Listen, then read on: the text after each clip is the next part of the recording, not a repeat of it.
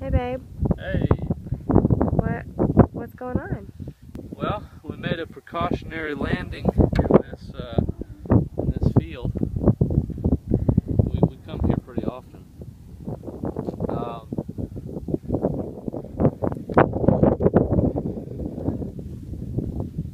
We had a prop strike.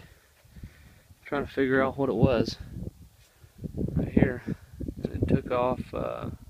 Took back the leading edge.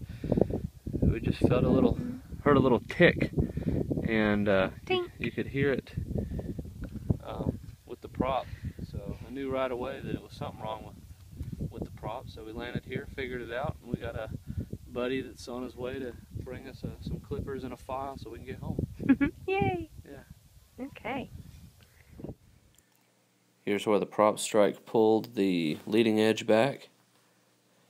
We got some JB weld on there, filed it down, and about a 5-minute clamp sets the weld. Flying home. Still smiling.